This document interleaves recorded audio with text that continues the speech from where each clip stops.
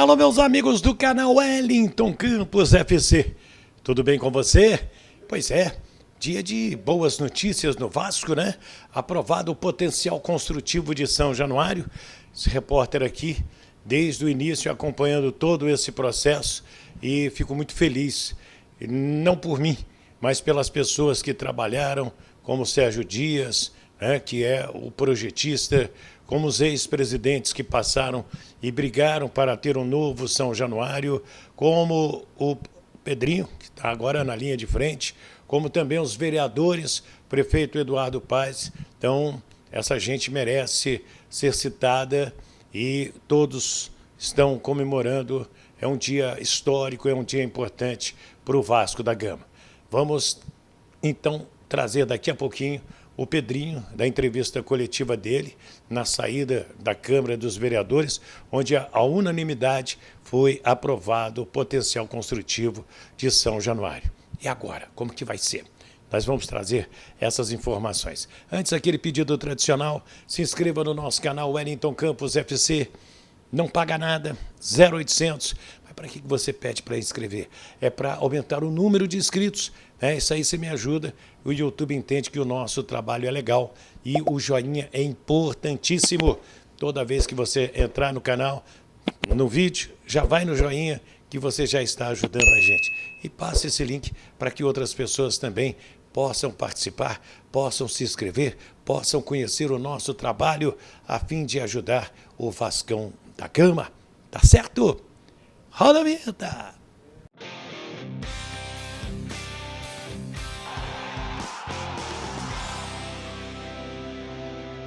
Muito bem, minha gente. Então, eu tenho que falar pouco. Quem tem que falar muito é o Pedrinho. Deu uma entrevista coletiva muito interessante. Ele falou do potencial construtivo, falou de Payet, falou das contas, falou dos problemas que o Vasco da Gama está enfrentando, né? Até mais uma vez, olha, se eu não tivesse conseguido eliminar, a Vasco SAF está quebrada. Então, a gente vai conhecer tudo isso a partir de agora. Inclusive, ele ao lado do vereador, o esquerdo, que ajudou bastante, foi um dos caras que ajudaram ao Vasco fazer a aprovação do potencial construtivo, entre outros vereadores que também trabalharam nesse sentido. Vamos assistir o Pedrinho. Eu fiz questão do esquerdo estar aqui. Lógico que eu agradeço demais ao prefeito Eduardo Paes, ele iniciou isso tudo, ao presidente Caiado, a todos os vereadores, Pedro Duarte, Zico, enfim, todos eles, mas em especial o meu carinho ao esquerdo. Ele já merecia muitas homenagens pela dedicação que ele faz nos bastidores ao Vasco, pelo terreno do centro de treinamentos do Vasco, por todo o empenho e amor que ele se entrega realmente, sem nada em troca, mesmo por dedicação. Então, ele recebeu uma pequena homenagem. Vou mostrar para vocês aqui, ó. Uma pequena de todo o esforço que o esquerdo fez para que esse projeto pudesse ter andamento e chegar nesse momento. Minha gratidão, Pedrinho. A nossa primeira conversa eu falei para você, né, Pedrinho? Eu me utilizo da força do mandato, né? Eleito pela população carioca, por muitos vascaínos, e todas as ações que a gente tem aqui na Câmara para ajudar o Vasco, ajudando o Vasco, ajuda a cidade. Eu faço com muito prazer. Você sabe muito bem que sem nenhum interesse de troca política, mas como vascaíno que sou, e me sinto muito honrado. E hoje um dia muito especial, uma conquista na Câmara, unanimidade, a gente não teve um voto não para aprovação desse PL, e é uma conquista. E muito em breve, atenção vascaíno, muito em breve a gente vai estar no estádio novo, que vai muito nos honrar, com mais de 45 mil pessoas.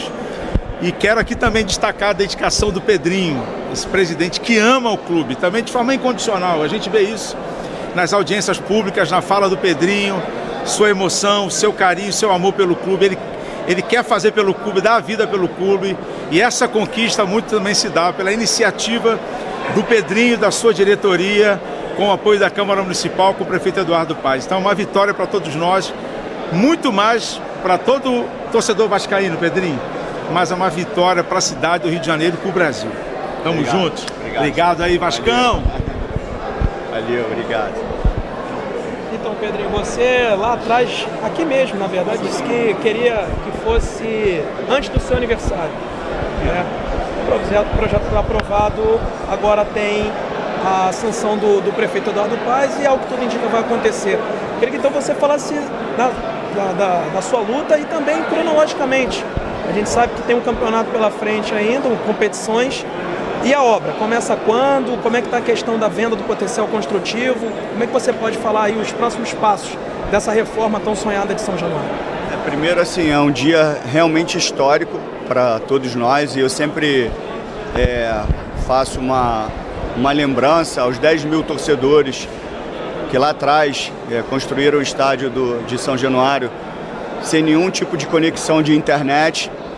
E cada vascaíno hoje, eles têm esse sentimento que eles são um de cada um daqueles 10 mil torcedores, porque a modernização de São Januário é um impacto gigantesco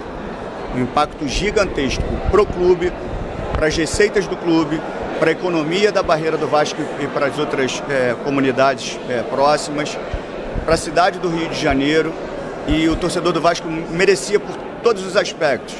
Eu acho pela questão do engajamento, pela paixão, pelo amor, pela entrega por tantos momentos difíceis que o torcedor vascaíno vive. Tem um estádio muito maior do que é, moderno.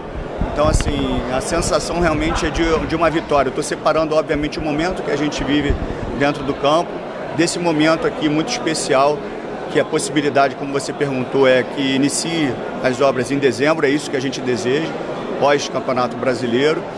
A venda do potencial construtivo está muito bem encaminhada, então tudo indica que a gente realmente inicie no término do Campeonato Brasileiro, ou final de dezembro ou início de janeiro. Pedrinho, duas questões rápidas. Primeiro, de onde virão os recursos, cerca de 500 milhões de reais, para se através fazer da venda a obra? Do potencial. E só que eu não posso falar as empresas. Tá, mas então, aonde virão de novo, porque ficou meio truncado. E a outra pergunta, aonde o Vasco vai jogar durante os 2 anos e meio, 3 anos em que a obra, o Vasco não poderá utilizar São Januário? Então, os 500 milhões, ele vem, obviamente, da venda do potencial, e a gente não pode ficar divulgando ainda as empresas até isso ser concretizado. Com relação aonde o Vasco vai jogar, a gente estava esperando realmente a concretização disso, né? Tem algumas possibilidades, que é a própria parceria com o Botafogo, alguns jogos no Maracanã, a Portuguesa da Ilha e alguns jogos em cidades que o Vasco tem um potencial muito grande de torcedor e de estrutura. Então a gente vai organizar isso de uma forma bem equilibrada, com mais calma, sem interferir principalmente, eu sempre falo isso, na questão esportiva, né? De repente você vem num jogo do Nordeste que é desgastante, aí você tem que jogar em casa, aí você faz para esse jogo fora de novo pela questão da logística, então isso tudo tem que ser pensado, mas a gente agora vai ter tempo para construir. Presidente, há uma semana atrás estávamos comemorando a aprovação da terceira e última audiência pública e sabemos que o futebol, as notícias, é muito dinâmico. De lá para cá, o senhor já tem alguma novidade em relação à negociação pelos name rights de São Januário? Não, a gente tem muitas possibilidades, a gente vai abrir, lógico, todas as possibilidades de investimento no clube ao mercado, as melhores propostas para as diversas áreas que a gente tem ali de potencializar, restaurantes, name rights, camarotes, cadeira cativas, tudo isso vai ser muito bem elaborado agora com um processo realmente mais estruturado, com a finalização aí do PL, para que a gente possa aí sim começar a ir ao mercado e entender qual o cenário, qual o valor da marca, para a gente viabilizar ainda mais receitas e com isso de repente mudar alguma estrutura dentro do estádio, dependendo obviamente da parte financeira. Eu imagino que tenha passado um filme na sua cabeça ali, no momento da votação, você que chegou a morar em São Januário. Conta pra gente um pouquinho o que passou ali na sua cabeça na hora da votação, ver o estádio antigo, agora vai ser modernizado, justamente o pontapé inicial na sua gestão. É um misto de emoções, assim, porque principalmente a última audiência pública que foi lá na quadra, no futebol de salão, aquilo ali mexeu muito comigo, porque foi ali que eu iniciei, e eu sei que aquele espaço não vai existir mais, então isso também para mim tem um simbolismo, mas eu sei o que eu estou fazendo, na realidade não eu, né? Todos os membros, né, da gestão, pessoal da Câmara, os vereadores, Eduardo Paes, todo mundo que se mobilizou para esse projeto. A gente sabe o benefício que a gente está dando, não só para o torcedor vascaíno, mas para a cidade do Rio de Janeiro. Pedrinho, uma última pergunta minha. A torcida do Vasco está um pouco preocupada nesse momento com esses problemas envolvendo a direção, a presidência, a SAF. Quem arca com os salários dos jogadores, o custo do futebol, pagamento aos clubes em que os jogadores foram contratados, com a 777 fora do atual quadro da SAF do Vasco da Gama? Então, essa pergunta é muito boa e eu vou tentar elaborar uma resposta bem completa. E antes dessa resposta, eu faço até um pedido para, principalmente para os canais que falam de Vasco da Gama, que possam ter algum problema pessoal comigo ou com a minha gestão, que todos os pronunciamentos sejam direcionados só para mim. Pode vir na minha física, mas não usem o Vasco, não prejudiquem o Vasco porque não gostam de mim ou da gestão. Não prejudiquem o Vasco porque são plantadas e conectadas diversas mentiras, diversas informações erradas. E são canais de vascaínos. Não façam isso com o torcedor vascaíno. Não façam. Fala a verdade para o torcedor vascaíno. Dentro da sua pergunta, a questão é o seguinte: a SAF está quebrada. A SAF está quebrada. Então tem gente preocupada com o aporte, a SAF está quebrada. E eu já sabia que isso ia acontecer muito antes. Por isso que nós tivemos que fazer intervenção com a liminar. Isso é um ponto. As luvas estão atrasadas desde o ano passado. Desde o ano passado. A minha relação com o Paier é ótima. Ótima. A dívida que o Paier tem é a de março. Não fui eu. Todos os compromissos que eu assumi, eles estão sendo honrados. A SAF foi criada justamente para ela dar estabilidade através de uma empresa que seja saudável financeiramente e que passe saúde financeira para o clube. E isso não aconteceu. Então tem gente preocupada com o aporte, é muito além disso.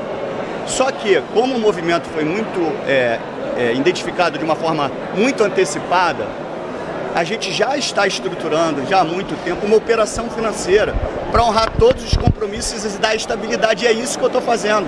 Então, já identificado o problema da SAF, nós estamos honrando com os salários em dia, nós pagamos luvas atrasadas e vamos continuar fazendo isso até o final do ano.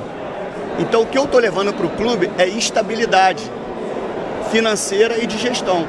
Não estamos tendo desempenho esportivo por enquanto, esperamos que isso mude. Eu estou muito seguro de tudo que eu estou falando para vocês. Né? Como foi dito, a 777 aportava todo mês um dinheiro para pagar os salários. Eu não vou falar que é mentira para eu não ser duro, tá? Mas isso é uma informação errada, equivocada. Porque se existisse um investimento, teria que ser um investimento intercompany e teria que constar no balanço patrimonial. Não consta, então é mentira. Se fosse feito um aporte para pagamentos mensais, isso aí seria um absurdo, porque o aporte seria para você contratar, investir, agredir as dívidas e não para custear a folha salarial. Os adiantamentos, eles já acontecem desde o início do ano, ou melhor, quase desde a criação da SAF. Isso é um procedimento natural e recorrente no futebol. Sim, quando era o clube associativo. Quando se torna um clube empresa, não. Não, isso não pode ser recorrente. Isso não pode ser natural. Agora, qual é a minha obrigação? Honrar com os compromissos. É isso que eu estou fazendo e é isso que eu vou fazer. Hoje a gente está com uma estabilidade. O mercado pode estar seguro. O mercado, eu estou avisando para o mercado lá de fora, ele pode estar seguro que nós temos uma estabilidade. Inclusive os clubes que têm a receber jogadores contratados vão receber. O que nós fizemos, Cícero? Nós mapeamos todo o cenário de atrasos de luvas, atrasos de comissões, para justamente a gente poder começar a pagar todas as pessoas que a gente deve.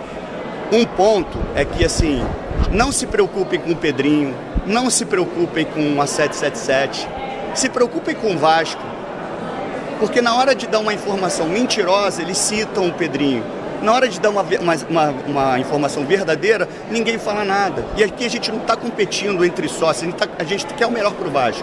Então só sejam verdadeiros com o torcedor vascaíno.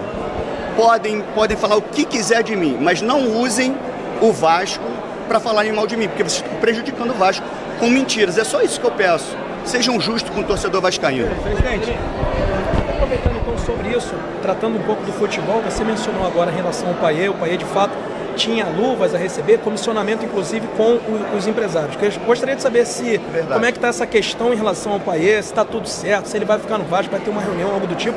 E Coutinho também teve uma reunião no último sábado. Como é que o torcedor, o que ele pode esperar? Está perto de fato? O Payet nunca teve um pingo de problema na relação com o Payet. Muito pelo contrário. A relação é ótima.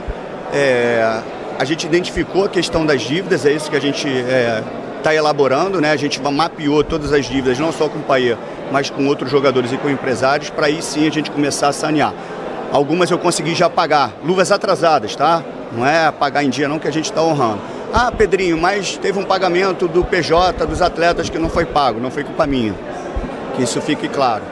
Com relação ao Coutinho, o Coutinho é lógico que ele vai ser cobiçado por outros clubes. A gente está falando de um jogador muito acima da média.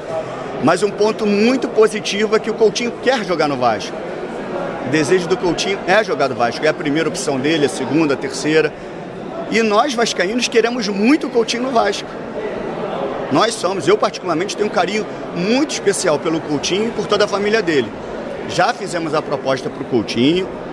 Está sendo avaliada, fazendo alguns ajustes com toda a gestão esportiva do Coutinho. O Coutinho está abrindo mão de muita coisa para vir para o Vasco. Eu estou fazendo um esforço absurdo para atender o Coutinho, para que a gente consiga chegar no final feliz. Então, assim, está tudo construindo, está andando muito bem. Aqui a gente fica muito ansioso para que isso chegue logo num final. E eu espero que o final seja um final feliz. Tem chance do Alex Teixeira e do Souza voltarem para o Vasco? São coisas que podem acontecer dentro do contrato, mas com um ponto final, para sim ou para não, aí a gente conversa sobre essa situação. Perto desse final feliz, presidente? Eu não gosto de ficar falando assim, está bem encaminhado, assim, a proposta foi entregue para a gestão do Coutinho, né? O Coutinho está avaliando, obviamente se tiver que fazer algum ajuste a gente vai, dentro da nossa possibilidade de fazer. O que não tem o melhor que eu posso falar é o seguinte: as duas partes querem muito. O Coutinho quer muito e eu, representante dos vascaínos, quero muito. Eu vou fazer tudo para que o Coutinho venha para o Vasco. Pedrinho, aproveitando aqui, como está a situação como você está avaliando a situação do Vasco no Campeonato Brasileiro e esse começo de trabalho do Álvaro Pacheco? O começo é duro, né? Porque chega, obviamente, de um outro país, entendendo qual é o cenário nacional. Isso é muito difícil, uma derrota dura, obviamente, para o nosso rival. Precisamos pontuar o mais rápido possível para tirar um trauma que a gente já carrega e botar na cabeça de todos que trabalham no Vasco que o nosso pensamento tem que ser um pensamento de vencedor, de vitória. Desde o pensamento até de cláusulas contratuais. De gatilhos contratuais. Os gatilhos contratuais têm que ser sempre de algo positivo, de conquistas, e não de gatilhos para baixo. Então, assim, a gente tem que começar a mudar a mentalidade, começar a acreditar realmente onde nós estamos, começar a acreditar aonde nós podemos chegar e entender quantas pessoas nós estamos representando, né? Apaixonadas pelo Vasco. Então, assim, como eu falo sempre para vocês, e eu sou muito transparente, eu estou fazendo o máximo que eu posso. Eu estou me doando ao máximo pelo Vasco. Comigo não vai ter uma vírgula de sacanagem com o Vasco. Se as coisas são do jeito que o torcedor imagina, quero fazer com que isso aconteça. Mas se for prejudicar o Vasco, eu não vou fazer. Porque o Vasco, se chegou no limite financeiro ruim, foram porque não tiveram responsabilidade com a instituição. E eu vou ter responsabilidade com a instituição. Pedrinho, você ainda agora citou até uma questão de, não ia dizer que é mentira para não ser duro, mas há uma semana você até citou a questão de uma estranheza pelo momento em que o Lúcio deixou o cargo no dia seguinte da reunião. De lá para cá surgiu aquela questão do balanço, até que foi divulgado primeiramente pelo Thiago Life. E aí eu queria entender como é que internamente, uma semana depois da saída do Lúcio e tudo mais, o que já foi descoberto, se é que você pode soltar alguma coisa sobre essa questão de... Tem muita coisa interna que, óbvio, que eu não posso falar. Mas assim, cara, é muito... Por que sai agora? Um exemplo. Por que sai agora que a luva está atrasada? Para as pessoas conectarem a luva atrasada à minha gestão. Só que a luva está atrasada, uma das luvas do Paê, por exemplo, é em março. Tem outras luvas atrasadas desde o ano passado. Então, assim, não é nada conectado comigo, com a minha gestão. Então, assim, são informações que saem para prejudicar a minha pessoa, mas usando o Vasco. Por isso que eu falo, falem de mim, não usem o Vasco, não prejudiquem o Vasco. É isso que as pessoas têm que entender. Não contem mentiras, eu vou usar a palavra então, mas não contem mentiras para o torcedor vascaíno. Falem a verdade para o torcedor vascaíno.